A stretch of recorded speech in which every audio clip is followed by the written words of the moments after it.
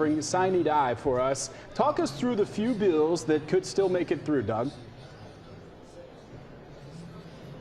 Yeah, there are a number of them that we're certainly keeping an eye on, guys. But, of course, the energy today at the Capitol is very high, certainly higher than most days when you come in here.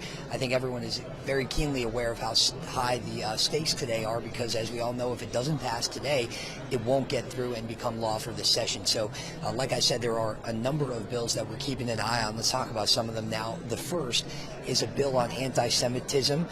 That would make anti-Semitic acts a hate crime in the state. It would also spell out a definition for what anti-Semitism actually is, but this came about after a rise in hateful acts, not just around the country, but also right here in the metro area, including some anti-Semitic flyers that turned up this year in the Sandy Springs area.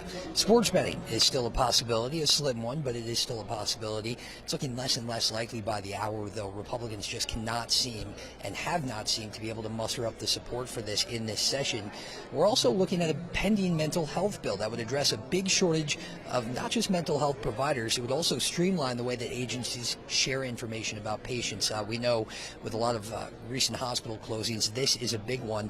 And of course, there's that school voucher bill that would give families $6,500 to help pay for private school tuition, but that would only apply for students in the bottom 25% of public schools here in Atlanta. We talked to Mason Goodwin today. He graduated as a low-income student from a Title I Atlanta school and says even at these lower performing schools that would qualify for this, impoverished students will still be left behind because they wouldn't be able to pay the tuition even with the help.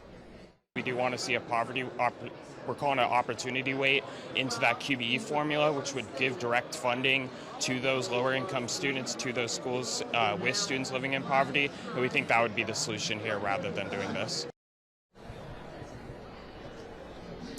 All right, so both houses are in session right now, and keep in mind we'll be covering Sine Die all day here on air, but you can always tune in to Atlanta News First Plus streaming on your OTT devices, your streaming, your Roku, your Amazon Fire to catch our uninterrupted coverage throughout the day. We're at the Capitol. Doug Reardon, Atlanta News First.